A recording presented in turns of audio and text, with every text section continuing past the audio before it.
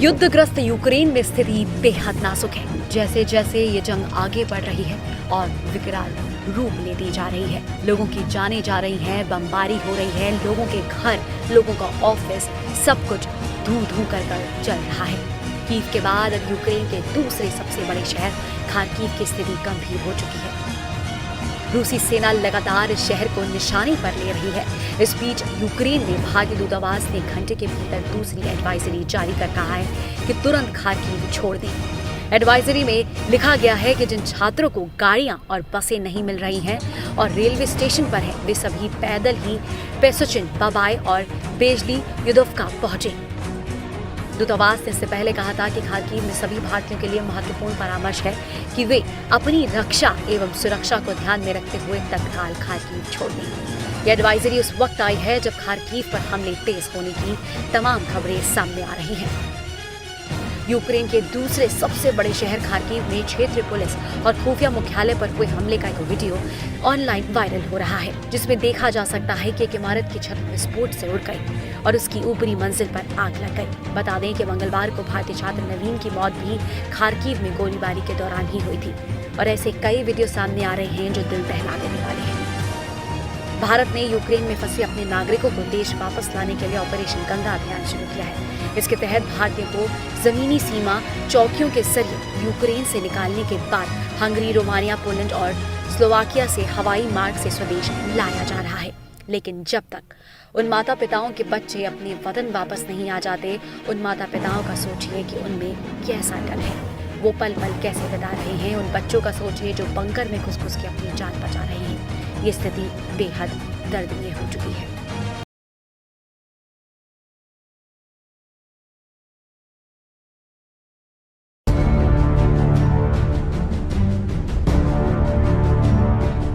Ukraine और रूस के बीच युद्ध के हालात बद से बदतर होते जा रहे हैं, जिससे यूक्रेन के हालात आम नागरिकों के लिए बीतते समय के साथ खराब होते जा रहे हैं। इसी कड़ी में यूक्रेन छोड़ने का सिलसिला लगातार जारी है। खबरों के मुताबिक अब तक 7 लाख से ज्यादा लोगों ने यूक्रेन को छोड़ दिया है और यूक्रेन के पड़ोसी देशों में शरण ले ली है। वहीं भारतीय छात्रों को अपने वतन वापस लाने की जद्दोजहद लगातार जारी है। इसी कड़ी में 218 भारतीय नागरिकों को लेकर एक और विशेष उड़ान बुखारेस्ट से बुधवार सुबह दिल्ली हवाई अड्डे पर पहुंचा। यूक्रेन से फंसे भारतीय नागरिकों को निकालने के लिए ऑपरेशन गंगा की ये 9वीं उड़ान है।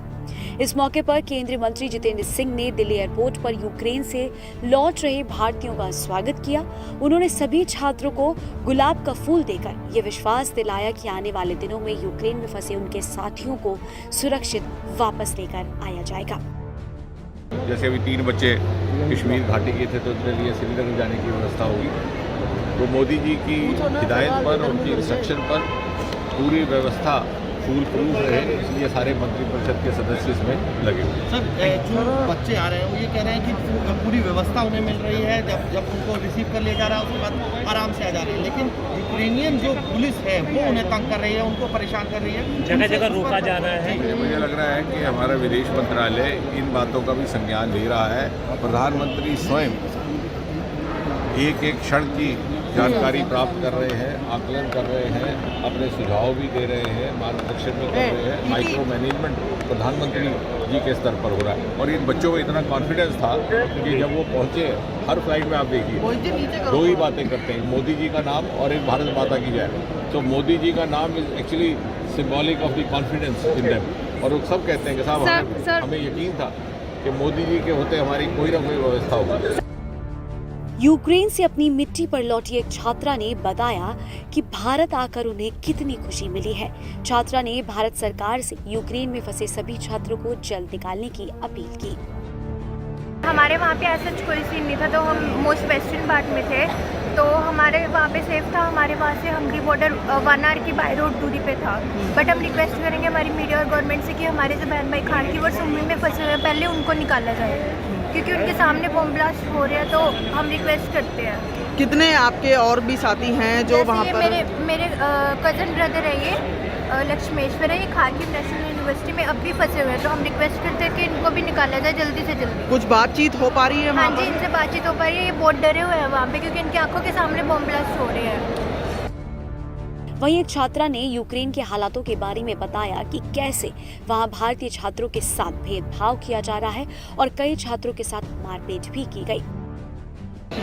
क्योंकि वहाँ की गवर्नमेंट जो है, वहाँ की जो आर्मी सोल्जर्स है, वो लोग को हमारे साथ बहुत गंदा रूड बिहेवियर कर रहे हैं। तो पता नहीं बच्चों को मार रहे हैं, क्या हो रहा है वहाँ पे, लड़कियों को मार रहे हैं लेकिन बच्चे आ नहीं पा रहे हैं। और इसके अलावा अभी कीव और खार्किव साइड में बच्चे जो फंसे हुए हैं उनका भी आना मुश्किल है। अभी ट्रेन बस उनके लिए चल नहीं रही। अभी वहाँ पे एक Indian 4th year Indian student की डेथ हुई है, उसको रशियन आर्मी ने शूट करा है उसकी।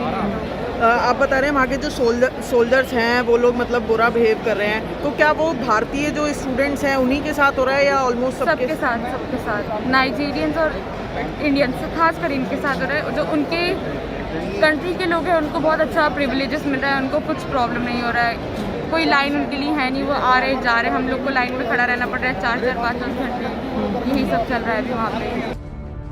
गौरतलब है कि भारत सरकार ऑपरेशन गंगा के तहत बीते 24 घंटे में 1300 से ज्यादा भारतीय छात्रों को भारत वापस ला चुकी है और अब इस मिशन में तेजी लाने के लिए वायुसेना की भी मदद ली जा रही है। वायुसेना का एक विमान C-17 ग्लोब मास्टर बुधवार सुबह हिंडन एयरबेस से रवाना हुआ, जिसके तहत इस तरह अपनी पहली उड़ान में 400 से ज्यादा भारतीय छात्रों और नागरिकों को ये विमान एयरलिफ्ट करके बुधवार शाम तक भारत ला सकता है।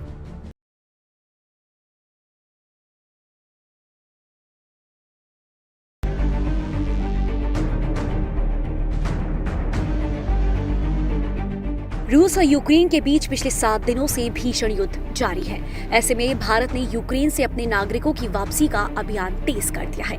बीते 24 घंटे में ही भारत सरकार ने ऑपरेशन गंगा के तहत 1300 से ज्यादा छात्रों को सही सलामत अपने देश वापस ले आए। इन सब के बीच देश में राजनीति भी शुरू हो चुकी है। विपक्ष ने केंद्र सरकार को घेरना शुरू कर दिया है। विपक्ष सरकार से पूछ रही है कि आखिर भारतीयों को देश में सुरक्षित वापस लाने का प्लान क्या है। इसी कड़ी में कांग्रेस नेता राहुल गांधी ने मंगलवार को ट्वीट करते हुए केंद्र सरकार से कई सवाल किए। उन्होंने ट्वीट कर लिखा कि और त्रासदी ना हो इसके लिए केंद्र सरकार को बताना होगा कि कितने छात्रों को बचाकर ला चुके हैं, कितने अभी भी यूक्रेन में फंसे हुए हैं। हर फील्ड के लिए विस्तृत निकासी का प्लान क्या है। इन परिवारों को एक स्पष्ट रणनीति बताना हमारी जिम्मेदारी है। दूसरी ओर उत्तर प्रदेश के चुनाव में वैसे तो यूक्रेन रूस की एंट्री पहले ही हो चुकी है।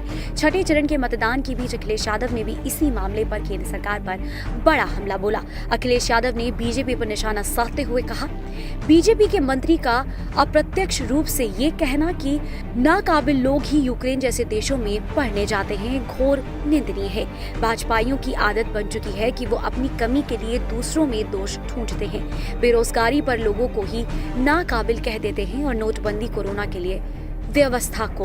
बता दें कि केंद्रीय मंत्री प्रहलाद जोशी ने मंगलवार को कहा था कि जो भारत में हो जाते हैं फेल, वो यूक्रेन में मेडिकल की पढ़ाई करने जाते हैं। विदेशों में मेडिकल की पढ़ाई करने वाली 90% भारतीय भारत में योग्यता परीक्षा में फेल हो जाते हैं, जिसके बाद से विपक्षी पार्टियों को केंद्र सरकार को घेरने का एक और मौका मिल गया। गौरतलब है कि भारत सरकार लगातार इस युद्ध के माहौल में भी अपने छात्रों को यूक्रेन से वापस लाने के लिए पूरा जोर लगा रही है। एयर इंडिया के विमानों के साथ साथ अब सरकार ने भारतीय वायुसेना की भी मदद लेनी शुरू कर दी है। ऐसे में विपक्ष द्वारा इस मामले पर राजनीति करने का ये सही समय नहीं है। इस समय सभी भारतीयों को एक साथ खड़े होकर अपना ध्यान भारतीय छात्रों को कैसे जल्द से जल्द वापस लाया जाए, इस पर लगाने की जरूरत है।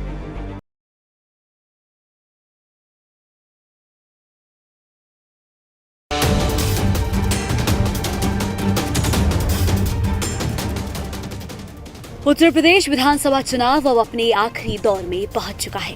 मंगलवार शाम 6 बजे छठे चरण की विधानसभा सीटों पर चुनाव प्रचार थमने के बाद बीजेपी ने 7वें चरण के मतदान वाले क्षेत्रों में अपनी ताकत झोंक दी है।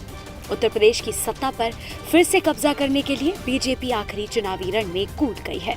इसी कड़ी में आज बीजेपी के स्टार प्रचारक प्रधानमंत्री नरेंद्र मोदी और मुख्यमंत्री योगी आदित्यनाथ ने ताबड़तोड़ रैलियां की। पीएम मोदी ने जहां सोनभद्र से हुंकार भरी, तो वहीं सीएम योगी ने मऊ से विरोधियों पर आरोपों के तीखे तीर चलाए। पीएम मोदी ने रूस और यूक्रेन में जारी युद्ध के बीच भारतीय छात्रों की घर वापसी पर खुशी जताई। साथ ही बाकी के फंसे हुए छात्रों को भी जल्द भारत लाने की बात कही। ऑपरेशन गंगा के तहत कई हजार नागरिकों को वहां से देश वापस लाया जा चुका है। इस मिशन को गति देने के लिए भारत ने अपने 4 मंत्रियों को भी वहां पर भेज दिया है। संकट में फंसे भारतीयों को ज्यादा तेजी से निकालने के लिए हमारी सेना, वायु सेना को भी लगा दिया गया है। मैं आज देश के लोगों को भी ये विश्वास दिलाता हूं कि भारत सरकार अपने नागरिकों की सुरक्षित वापसी के लिए कोई कोर कसर बाकी नहीं छोड़ेगी। इसी के साथ पीएम मोदी ने समाजवादी पार्टी और कांग्रेस को परिवारवाद के मुद्दे पर घेरते हुए परिवारवादियों का इतिहास जनता के सामने रखा। ये गौर परिवारवादियों का इतिहास आप जानते हैं। चुनाव में वो यही खोजते रहते हैं कि अगर सरकार में जाने का मौका मिले तो कहां कहां खजाना है, उसी पर उनके डोरे रहते हैं, उसी पर उनकी नजर रहती है। ये भ्रष्टाचारी अगर मजबूत हुए तो आपके लिए भेजा गया सारा पैसा पहले की तरह ही खा जाएंगे। पीएम मोदी ने जहां सोनभद्र से बीजेपी के बीते 5 सालों में किए गए कामों को गिनाया, तो वहीं सीएम योगी ने मऊ से बुलडोजर की ताकत के बारे में लोगों को बताया। सीएम योगी ने समाजवादी पार्टी को निशाने पर लेते हुए कहा कि उनकी सरकार का बुलडोजर बोलता नहीं, बड़े बड़े माफियाओं की बोलती बंद कर देता है। ये सपा की सरकार माफियाओं के सामने, गुंडों के सामने घुटना टेक चुकी है। भाइयों बहनों, आज इस समाजवादी पार्टी को हमारी सरकार के बुलडोजर से परेशानी है, और मैं धन्यवाद दूंगा आपको कि मेरे आने के पहले आपने यहां बुलडोजर खड़े करके रखे हैं। देखो, हमारी सरकार का बुलडोजर बोलता नहीं है, और बड़े बड़े माफियाओं की बोलती बंद करता है। गौरतलब हो कि यूपी चुनाव में 5 चरणों में मतदान हो चुका है।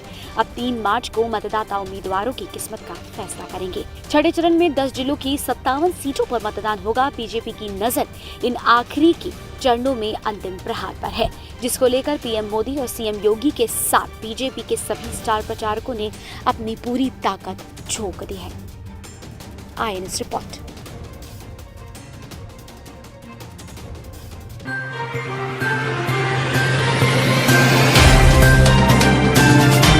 Subscribe now and press the bell icon. Never miss an update.